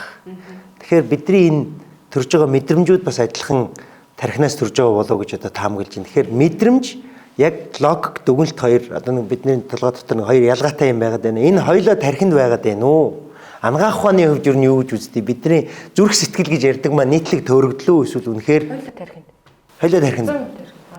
Бүгдийн тарих өдөр. Яхаараа мэдрээд яхаараа тэгэл зүрх балбдаг үстэй одоо жишээ. Одоо ямар нэгэн юм маах зожих тэр чинь өөрөө их хүлээж авчиж тэгээд тэр чинь гэлдэг тэгнэ мэдтэй. Тэгэхээр эм чинь хэлсэн тархил юм байна л да. Яхаараа хүн ингээд мэдрэмжинд давмгаалдаг. Яхаараа одоо эрүүл ухаан гэдэг юм уу логиктой юу их шийдвэр гардаг. Энэ хоёр ер нь тархины нэг зэгээс гардаг юм уу? Хоёр одоо өөр газраас гардаг юм уу одоо? Өөр зэг баггүй юу? Төрөний ярьсан дээр би жоохон дэлгэрүүлэх гэсэн. Эхлээд хүн нөгөө нэг амьд байх бүтцэн гэсэн. Тэгэхээр тарих ерөөхдөө 3 давхартайг ойлгож байгаа гэсэн үг байхгүй юу? Тий, 3 давхар байшингийн суур давхарт нь бидний амьд байлгаж байгаа амьсгал зүр судсыг тижээж байгаагаа төвүүд нь 2 давхарт нь сэтгэл хөдлөлийг удирдах төвүүд байгаа гэсэн. 3 давхарт нь таны логик оюун бодол байгаа гэсэн. Тэгэхээр тархинд тий, бүрхээд байрлаж байгаа. Тэгэхээр бүгд тархин дотор байгаа гэсэн үг юм. Тий. Тэгээд тархинаасаа одоо нөгөө тархинд зүрх судас бүгдийг удирддаг бүтэц байгаа. Тийм учраас ингээд нөгөө зүрх судас руу зовир өгөөд ходоод базлаад гид зөвдөөд гүйлгээ шээс хүргээд ингээд бүх юм үүсдэг гэсэн. Тэгэхээр 3 давхараасаа удирдвал ер нь арай сайн юм. 3 давхараас удирдахын сул тал байгаа байхгүй. Тарих хамгийн сайн юу гэхээр энэ өдөр синхронл ажиллах хэрэгтэй юм. Ойлгож байна уу? Хүний сэтгэл ашиг хэрэгтэй. Сэтгэл хөдлөлтөй эмпати үүснэ гэсэн үг шүү дээ. Одоо аливаа зүйл хүнд эмпатитай. Яг зөв. Суур давхар бол өөр аяндаа ажиллаж байгаагаас бид нар амьдарч байгаа бол тэр байхгүй бол бид рүү хүчнэ гэсэн. Нөгөө хоёрыг болохоор бид нар уялдаатай. Тэгэхгүй бол сэтгэл хөдлөл хэд давмгаалаад ахаар нөгөө тесрээд байна. Одоо ингээд гинтээ үйлдэлтэй сая нийгэм учраас үйл явдлууд гарлаа шүү дээ. Сэтгэл хөдлөл автчих байгаа шүү дээ. Хизээр логик тарихаараа хүн ирээдүгөө бодвол тийм хийхгүй шүү дээ. Тэгэхээр тэр чинь наадах цаатгаа бодохгүй болж ин сэтгэл хөдлөл давмгаалахаараа болохгүй. Оюун ухаан давмгаалахаар юу үүсдэг вэ гэхээр хүйтэн сэтгэлтэй хүн гардаг. Бүх юмыг тооцоолно тий. Бүх юм тооцоолоод амар хүйтэн хөндийн сэтгэлтэй хүмүүс идэв шүү дээ. Одоо ингээд ерөөсө хүнийг боддгоо. Одоо аминчхан өөрийгөө боддог. Тэгээд нөгөө бусдыг өөрийг та одоо би оронд нэсэн бол гэж бодож чадахгүй гэсэн үг байхгүй юу? Үнэхээр сайн ойлгож авлаа. Тэгээд нөгөө бүр эмгэгшгээрээ сэтгэл төвшөлт үүсдэг. Сэтгэл төвшөлттэй хүмүүс айгүйх бодолд автаал ингэчүүл яана, тэгчүүл яана, ингэх үе, тэх үе гэл айгүйх бодол нь ингээд салж өгдөг хүмүүс байдаг. Тэр яг тийм шүү дээ. Уурах тарих нь жоохон дамгаа байгаад гэсэн үг байхгүй нөгөө их 3 давхар нь ихтрээд байна гэсэн. Бүр ингээд логик хөөгд заа. Тэгчүүл яана, тэгчин. Хөө тэрийн тэгчих бол тэгчин гэж бүр ингээд бүр хитэн сериал болгоод бүр ингээд өөрөө бүр ингээд тэгээд санаа зовхгүй юмд санаа зовоол тий. Зарим юмыг бас жоохон өнгөрөөс сурах хэрэгтэй гэдгийг ойлгоод байгаа юм. Ойлгоод байгаа мөртлөө яг амьдрал дээр чадахгүй. Maincast-ийг хүргэхэд Mons Cosmetic хамтран ажиллаа.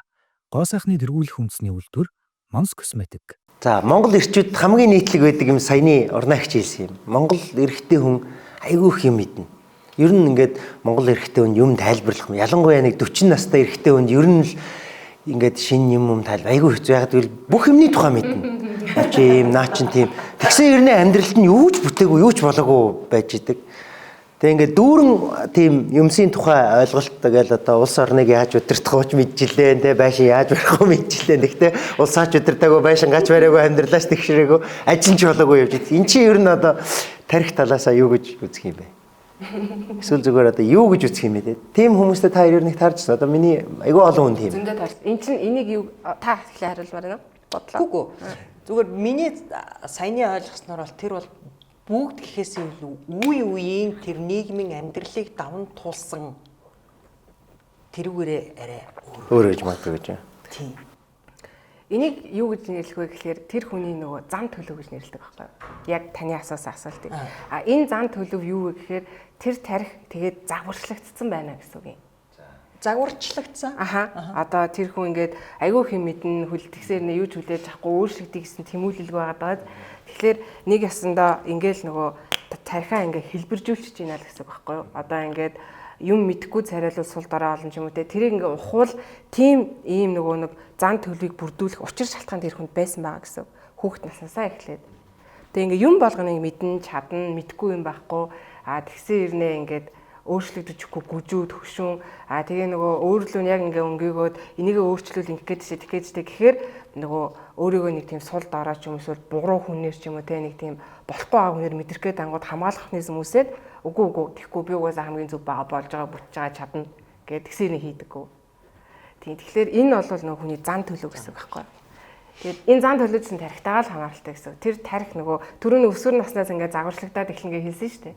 Тэгэхээр нийгмийн олон хүчин зүйлээс аав ээжийн хүмүүжүүлсэн сургууль соёлын орчин, найзуудын үг хэл тэр хүнд нөгөө травмч бай, ямар амьдралын туршлага үүссэн бай, тэдрээс хамаарат амьдралд ингэж хандах юм байна гэдэг хандлагыг хүн төлөвшүүлж байгаа байхгүй. Тэгээд тэр хүний төлөвшүүлсэн байдал нь л тэр гэсэн. Тэр хүн үнэхээр би өөрсдийгээ чин сэтгэлээсээ хүсвэл тархиа дахин загварчлаад өөрчлөлт. Бид нар бол програм нь тэгээд бичигдсэн юм. Yes. Та ястай гоё хэллээ. Тэгээд юу хийхийг өөрөө үнэхээр хүсэхгүй бол энэ нөгөө донтолт дээр ч адилхан гэсэн. Ер нь донтолт гэдэг зүйл ингээл тэр донтолтод тарих ингээ загварчлаа. Өөрөө хүсэхгүй бол яах вэ? Хүсэхгүй бол тэр чигээрээ л ямар ч аргагүй. Хүсвэл энэ өөрчлөгдөх бүрэн боломжтой. Тийм үү. Тэгэхээр хүсүүлэх нь л их хэцүү ажил. Нэг хүсэл. Тийм. Хүсүүлэх чинь хамгийн хэцүү ажил. Хамгийн хэцүү. Хоёрт хүссний дараа тууштай байх. Яг нэг сул тал идэг нөгөө айгүй хурдан хүсээд байхгүй энэ төрлийн хүмүүс ер нь нөгөө нэг ийм сэтгэл хөдлөл дамгуу хүмүүс за тгийгээд тэр чинь нөгөө нэг хүснийн цаан ч сэтгэл хөдлөл үүсэж байгаа шүү дээ. Сэтгэл хөдлөл чинь өөрөө ингээ айгүй хурдан үрдэн хүсэх гээд идэг. Тэрийг логик тарих ажиллаад хойлонд нь хугацаа хэрэгтэй шүү, жил гүрэн шүү гэдгийг бол ингээ наагаад тайван болгоод энэ чинь синхрон ажиллаад байгаа байхгүй. Сэтгэл хөдлөлийн сул тал чинь алнаа гээл тэгээ цагийн дараа болио гэдэг штеп. Наад хоёрыг чинь тэгээд наа хоёрыг чинь хоршил гэдэг. Хоршил гэдэг байгаа. Яг тийм. Аха. Баланс юм байна. Аха. За сүүлийн үед ингээд сүүлийн үед л гэж бодож байна. Би бол сүүлийн үед л сонсоод байгаа нэг маш олон ийм даавруудын тухай ярьдаг болсон. Тэр ер нь нэгдүгээрт ингээд хизээ шинжлэх ухаан ийм хүнээс ийм дааврууд ялгардаг юм байна. Тэр нь ингээд уурлахт нь, нэгт нь, баярлахт нь, гонигдах нь нөлөөлт юм байна гэдгийг одоо таньж мэдсэн юм бэ. Нэгт нь. Хоёрт нь энэ даавруудыг би бол ойлгохдоо одоо бас тархинаас ялгаруулж байгаа гэж ойлгоод байгаа. Одоо ямар процессор тэр даавар ер нь ялгараад яаж нөлөөлөд хүнд юм. Тархин болохоор дааварч байгаа, даавар төст байцаа гэдэг хоёр янз байгаа. Тэгэд ер нь бол хүн анхлаад яг таны асуусан шиг сэтгэл зүрх хаана байгаач мэдэхгүй байсан. Тэгээ нэг санаандгүй байдлаар тархиндаа гэмтэл авсан баруунчтай эмчлүүлэгчдэр ингээд нөө тархинд янз бүрийн хагалгаанууд хийнгүүд тэр хүний зан төлөв эрс хувраад ч юм уу тэр хүн нөгөө анх байснаас тис хөндлөн болох ингээл нөгөө хүмүүс нээлт хийсээр агаад ер нь бол тархины чухлыг олж авсан байдаг. Тэгээ одоо нөгөө нэг онцлогоо шинжилгээ нь сайжрахын хэрээр л одоо энэ даавар төс бодисууд мэдэгдэж эхлээд энэний үндсэн дээр бид нар сэтгцийн эм гэдгээ нээсэн байхгүй юу? Ер нь бол 1950 оноос хойш бид нар энтэй залгаж эхэлсэн 100 жил чүрэг байгаа. Гэтэ айгүй өсрөнгөө хөгжиж байгаа. Тэгэхээр даавар төс бодисууд нь болохоор одоо мэдрэлийн эсүүд нэгээс нөгөөдөө бид нар ингээд юм яг энэ цахилгаан шиг цахилгаан дамжуулалтаар ингээд нөгөө сигнал өгдөг. Та ингээд хараа сая ингээд төг гинжтэйгээд эдрий чи ингээд нөгөө цахилгаан цэнийг ингээд импульс дамждаг. Тэр импульсыг болохоор тэр даавар төс бодисууд пан ингээд явуулдаг. Тэгээ тэр нь болохоор нөгөө яг газрын зураг шиг одоо Монголд урд хэсгэрээ илстэй ард хэсгэрээ ойтой гэж штэ. Тэр шиг зарим хэсэгтээ нөгөө урамшууллын ингээд юм хараад урамшаа дахин хийх сэтэл өгдөг бодисууд нь илүү байхад 50 байх бодисууд энэ хэсгэрээ илүү энэ хэсгэрээ болохоор одоо бүх тархамлаар болохоор амраах унтуулах юмнууд бодис ялгардаг тэр нөгөө цахилгаан цэнийг дамжуулах бодисууд гэдэг ингээд өөр өөртөө газрын зургаар тархсан байдаг гэсэн үг юм. Тэгэл тэд нөгөө нэг айгүй гоё уялдаа холбоотой баланстай ажиллавал ингээд бид нар ийм сайхан синхроны хэрэв энэ алдагдаад ирэхээр сэтгэл готролд ордог, эсвэл бүр хөөрөлд ордог, эсвэл бүр хийм хараад солиордог, эсвэл нөгөө тархмал байгаа унтуулах нөгөө импульсууд ажиллахгүй болонгууд нойргуудад сэргэн ч юм уу те. Тэг ингээд ер нь бол айгүй нарийн нийгмэл үйл ажиллагаатай явдаг. Дааврын хувьд болохоор бас тархинд байгаа. Нөгөө тархины өнчин тархи гээд бүх бидний бие дүүсэж байгаа дааврын хянах зохицуулах төв хороо энд ажиллаж идэг. Тэгээ тэндээс ингээл одоо өндөвч ажиллаараа чиний хэлж болж гин одоо юу нойрсох даавар галгаараа чиний хэлж болж гин гэдэг яг бүгднгийн нөө нарны хэмнэлтэйг уялдуулаад биологи хэмнэлээр ингээ ялгаруулж идэг. Бидний организм бүр амар гайхалтай ухаалаг яриул айгу гайхалтай юм билээ ер нь бол. Тийм. Тэгэхээр тэгэл нөгөө энэ дааврууд дээр бас л ажиглалт олон юуны ажиглалт хийгээл жишээлбэл хос хоёр ингээд дурлалцахад окситоцин гэдэг даавар өнчин тархинд ялгарч байгаа. Тэнгүү тэр окситоцин болохоор ээж хүүхдээ хөхүүлж ахад айгу хүчтэй ялгарна. Хос хоёр одоо нөгөө дотны харилцаанд орж хахад хүчтэй ялгарна. Тэгээ тэрний үр дүнд нэг нэгэндээ итгэл үүснэ гэл ингээл нөө зан төлөв бүх юм үүсгэн. Тэгэхээр одоо окситоциныг сайн ялгаруулж чадаагүйгээрээ одоо хосууд амархан нэгэндээ итгэхэ болгохтэй. Тэгэхээр чин дотны харилцаа арьс арьсаараа шүргэлцэхгүй бол ялгархгүй байхаар хүндэрэл эхлээд байна гэсэн үг байхгүй. Тэрний цаана тэгэл нөө ээж окситоциныг заавал хүртэлцэж ялгарх юм. Хүртэлцүүл хамгийн их ялгарна. Хамгийн их. Тэгээ харц харцаараа контакт үүсгэх, тэврэлдэх. Тэгээ ээж хүүхдээ хөхүүлэх үед гээд ингээд ялгарна гэсэн. Мэдээж нөгөө тоорондоо текст мессеж бичих инээ тэрэд тодорхой хэмжээнд ялгарна. Гэхдээ их багын хэмжээгээр бол хүрэлцэхэд л хамгийн их ялгарна. Сайн тэрвэрлдэж явах хэрэгтэй. Маш их хэрэгцээтэй. Манай эмчнэр болохоор витамин Т гэдэг нэг англиар тач гэдэг юм билээ. Тийм нэг Монгол яг энэ тачаар юм судалгаа хийсэн, Оросд хамгаалсан доктор хүн байдаг байхгүй юу? Инх наран гэдэг. Тэр болохоор витамин Т гэж нэрлэдэг. Тэгээд нөгөө тэрвэрлдэх хүрэлцгээр ингээ авах витамин авах хэрэгтэй нэг. Тэгээд энэ бол айгүй. Тэгээд тэр сонирхолтой судалгаа гэдэг юм билээ. Би яг үр дүнгийн зөв санахгүй. Гэхдээ ингээд манай үндэстэн болохоор хүрэлцтэй жоохон муу. Тэгээд хүрэлцээ хаана их вэ? Тэнд одоо хүний сэтгцэн эрүүл мэнд бүх одоо аюулгүй мэдрэмж төрхтэй харилцах, дуулцах, итгэлцэх ингээд нөгөө эвлүү эрэг л байд юм билээ. Тийм жишээлбэл. Гэт гихчээний ер нь бол айгүй их тийм нөгөө одоо судалгаа шинжилгээний үндсэн дээр л энэ бүгдийг нээгээд л байгаа. Тийм. Тэгээд одоо стресс даавар бол кортизол, адреналин гээд энийг бол бүр хамгийн сайн судалж байна. Энэ бол одоо бидний стресстэй өнчин тархинаас шууд бүрний дээд булчирхаанаас ялгараарай гээл. Тэгээд тэр кортизол болохоор бидний эд эрхтэнд нөгөө бидний удирдлаггүйгээр ажилладаг эрхтнүүд байгаа ш зүрх байна, уушиг байна. Бид нар ерөөсөө зүрх цохлоороо гийг баг цохилж идэг те. Эдрийг нөгөө нэг ийм автоматар ажилдаг газруудад энэ кортизол ялгарангууд очоо хүрлцэх тэр нэг хүлэн аварууд наа гэсэн. Тэгэл холбогдоод бүгднгийн цочроогоод шээс хүрэл ам хатаал зүрх дэлсэл алга бол хөлдрөөл байж ядаад эхэлж гин гэсэн үг байхгүй юу. Тэгэхээр нөгөө нэг бид нар сэтгэл хөдлөл идэрт байгаа юм шиг мэдрэмж төрөөд байгаа гэсэн. Уул нь бол зүгээр л тархинаас ялгарсан тэр бодисын очиж үүчлэх цэгүүд энд байгаа байхгүй. Тийм ингээд тэд нар очиж холбогдоод сэтгэлээ зүрхэнд байдаг гэж андуурах шалтгаан наа ч юм байна. Тийм зүрх сэтгэл гэж яриад байдаг тийм. За гоё шүү. дааврууд бас их сонирхолтой юм байна. Айгуу сонирхолтой. Тэгээд эмэгтэйчүүдийн эмч ч юм уу дааврын эмчтэр бүр илүү гоё ярьж байгаа. Уу яадаг л ярих хаа. Ходоод заримдаа стресстэйгээр өвддөг гэдэг шүү дээ. Тэр болохоор ямар шалтгаанаар? Нөгөө ходоод бас өөрөө л ажилдаг шүү дээ. Бид нар ажиллаараа ингээгүй учраас нөгөө автоматар ажиллаж байгаа газар нөгөө л кортизол очингууд агчил үүсгээд гэсэн байхгүй. Ингээд шууд булчингууд энэ хагшаагаад ингээд хямран тий хоол босруулах зам. Тэгэд ер нь бол бүр энийг айгуу сонирхолтой тайлбарууд байдгийг нөгөө юуны эволюцийн онол гэж байдаг байхгүй хувьслын онол гэдэг дарамны. Тэгэхээр нөгөө нэг хүн төрөлхтөн агууд амьдарч ирсэн энэ тэрэг л байдаг шүү дээ. Тэгэхээр агууд амьдарч байхад хизээ хаанаас ингээ аюул орж ирж магадгүй. Тэгэхээр бид нар хизээ хоол иддэг вэ гэхээр бас л 50 үедээ хоолдог шүү дээ. 50 үедээ бид нар үржилд орд юм билээ жишээлбэл. Тэгэхээр аюултай үед бид нар үржилд орохгүй, хоол идэх, сөхөө авахгүй, зүхтгаа боддог. Тийм болохоор стресс гэдэг даавар болохоор одоо аюул тийм заналтай орчинд гардаг даавар юм байна. Тэгэнгүүт орчин үед бид нар тийм аюултай орчинд биширнэ. Ямар нэгэн байдлаар стресстэйгэд яг тэр аюултай орчинд гарч байгаа тэр л даавар ялгараад байгаа байхгүй юу? Тэгэхээр бид нар нөгөө аюултай орчинд байгаа юм шигээр хариу уруулаа гаргасаар байгаа гэсэн ойлгож байна. Тэгэхээр бодиттой нүдэнд аюул байхгүй нэ би жишээлбэл маргааш шалгалттай штэ гэдэг нь надад дотроос аюул өгöd байгаа учраас би ерөөсө хоол идэх сонирхолгүй эдсэн ч цанхаагаа шингэхгүй байгаа. Яа тэгэхээр би нөгөө яг л намайг нэг ан амт орж агнах гээд байгаа юм шиг тэр бодолд байгаад байгаа гэсэн үг байхгүй. За бас сонирхолтой. Тийм тэгэхээр нөгөө стресстэй хүн чинь бэлгийн үйл ажиллагаа буурдаг те. Ингээл нөгөө хамаг юмд будаашраад идэг штэ. Тэр чинь аюултай орчинд байгаа юм шиг байдал бие организмд нь үүсчихэд байгаа гэсэн үг байхгүй. Тийм тухгүй, төвхтэй, аюултай. Тэр нь алга болохгүй болохоор тайвшрахгүй тий. Тайвшрахгүй хүн 50 үед идэж уудаг, 50 үед үржилд ордог, 50 үед боловсрол сурдаг. Аюултай үед хүн болохоор амь хамгаалах, амь тэмцэх, амьд үлдэх тийм нөгөө нэг юу руугаа шилжиж ордог. Тэгэхээр яг тэр төлөв дээрээ байгаа үед бид нар шилжиж байна л гэж ойлгох хэрэгтэй. За миний хамгийн сүүлчийн асуулт ер нь ингээд Монгол ирчүүдийг бас нэг тодорхойлдог юм бол ер нь нэг ууртай гэдэг шүү дээ.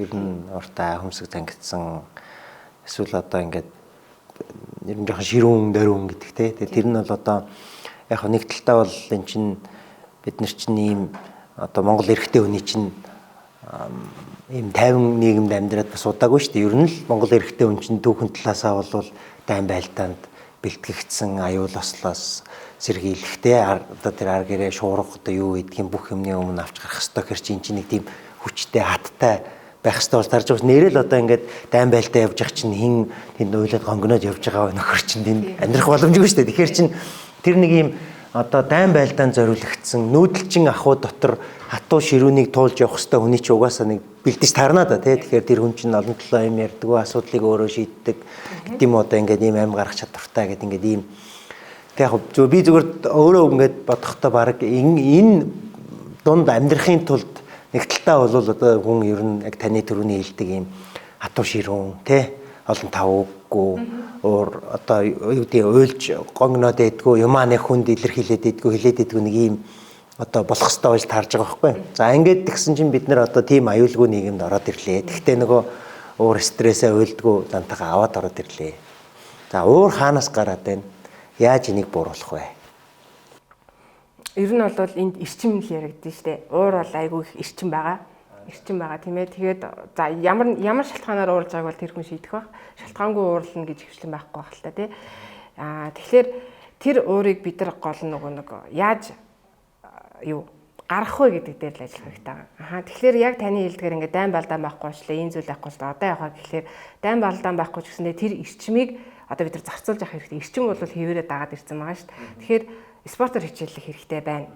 За тэгээ эрэгтэйчүүд хувьд жишээлбэл спортоор хичээлэхдээ багийн спортоор хичээлбэл бүр ашигтай. Юм ярангаа хөлсөө гаргана. Тэгэхээр нөгөө нэг уурлаад байх энерги чинь тийшээ зарцуулагдчихж байгаа гэсэн. Тэгээд дараагийнх нь спортоор хичээлэх хэрэгтэй. За хоёрдугаарт нь болохоор бясалгал ч юм уу. Бясалгалаараас хичээлж болж байгаа. Ингээд тайвшраад, чимээгүй суугаад ингээм бол тархины бас тэр синхрон үйл ажиллагаа сайжирна. Тийм. За тэгээ 3 дугаарт ингээд асуудлаа өөрөө бодоод ингээд тунгаагаа бичих замаар тэр хүн өөртөөс ажиллаад ярьдгүй магт бичиж бас болох юм тийм. Өөртөө бичээд чи яагаад ингээд уурлаад байгаа юу боллоо, юунаас эхэллээ, хизээнээс эхэллээ гэх жишээний эрэгтэй хүний гол асуудал болохоор тэр уураа яг яахаа мэдхгүй дээ л учраа гадаг гэсэн. Тэгэхээр энэ уураа би шийдье гэдэг рүү төлрөөсөө л гэж байна. Хүн ууралж илээдийн тэгж байгаа гайг болчин жоохон тайвшруулчвал гайг болчин гэдэг тэр бол андуурал. Тэгээд ер нь бол нэр хүний жагаал эзгүй хэр гэдэг шиг эрэгтэй хүмүүс аяух тийм хийх дуртай юм байд юм лээ. Жишээлбэл загсанд явах ч юм уу те. Ингээд нөгөө дуртай юмаа бас хийхийг илүүд үзэх хэрэгтэй. Тэгээд зарим эрэгтэйчүүд бол чимээгүй ингээд оршоод тайван байхыг бас илүүд үздэг. Тэр нь ч гэсэндээ уурын тайлбарлал заавалчгүй эмэгтэй хүн шиг сураагүй ээжиж сурах гал ярих гадах шаардлагагүй. Бас тийш үү нэг угаасаа ярих нэг тийм таттай биш санагдав. Хамгийн гол нь зүгээр асуудлаа бол дандаа ингээд аваад хилцгээл мартаж болохгүй. Хойшин тавиад ингэж байгаа унтаад босгоор мартан ч юм уу. Мартуул гарах хэмжээ битээ аваасай л гэж хэлнэ. За. Тэгэхээр тэр уурыг тайлах дээр л төлрөөсөө зүйлмөр байна. Тий. Хүмүүсийн ганцхан алдаа байдаг. Уургүй байх, стрессгүй байх гэдэг байхгүй юу? Ийм амьдрал байхгүй. Тийм мэдээж тийм л тийм. Тэгэнгүүт тийм ингээд одоо ингээд хүн үзэхээр ингээд би одоо стрессгүй хичээгээд тах чи намайг ингээд энэ ч юм уу те ууралмааргүй би ингээд ууралмааргүй байх чи уурал гэдэг чинь ууралахгүй л ах гэж хичээдэг болсон гэдэг байхгүй боломжгүй шүү дээ. Амьд байгаа л бол уурыг өргөх юм заавал гарах байхгүй. Тэгэхээр зөвхөн уураа шийдэхэд бид нар суралцах хэрэгтэй болохоос ш. Уур шийдээд байвал яг үндэ уур дагаа арилахыг ч үүсэхгүй байхгүй юу? За ингээд өнөөдрийн сэдв тархины эрүүл мэнд ба эрчүүд гэдэг сэдв байлаа. Би бол ингээд энэ сэдвийг эхэлж байхад бол эрчүүд тарих одоо нэг хайхтар тийм холбоотой ч юм надад бол анх бол одоо бодогдоогүй. Гэхдээ яг энэ ингээд нэг цаг бүгдээрээ ярилцсны дараа маш олон зүйлийг ингээд өөрийнхөө хувьд бол нээж авлаа. Тэг үзэгчд маань бол бас тэгсэн байх гэж найдаж байна. Гэтэ энэ сэдвэр бол нэг цаг бол яаж хангалтгүй юм байна. Энэ бол маш өргөн цар хүрээтэй. Бид нар зүгээр цухас өөртөө нэг ойлгосноор юм чир асуучлаа шүү дээ. Тэрнээс биш энэ бол маш том сэдв тийм ээ. Тийм. За ингээд өнөөдөр бидэнтэй хамт манай подкастын зочин хөтлөгчөөр ажилласан Хувьсэл продакшны жүжигчин продюсер Урнаагчтай маш баярлалаа. Манай нэвтрүүлгийн подкастын маань хамтран ажиллаж байгаа бол Монс Косметик ажилладаг. Тэгээд танд бас Монсын бүтээгдэхүүний дээжээс дурсгаж байна. За тэгээд бид хоёрын асуултанд бид хоёр ч одоо бас олон түмнээ төлөөлж байгаа тий. Хүмүүсийн дунд байгаа ойлголтыг бас асууж байгаа. Сэтгэл эрүүл мэндийн үндэсний төвийн стрессийн шалтгаанд сэтгцэн эмгэг судлалын 1-р клиникийн үзэлгийн эмч Шангаах ухааны магистр энх хүчрэл танд маш их баярлалаа. Бас үнэхээр сонирхолтой одоо байлаа. Тэгээд танд таны ажилд амжилт хүсье. Maincast-ийг хүргэхэд Mon's Cosmetic хамтран ажиллаа. Гоо сайхны тэргүүлэх үндэсний үйлдвэр Mon's Cosmetic. За ингээд өнөөдрийн маань энэ нэгэн дугаар дуусж байна. Та бүхэндээ баярлалаа.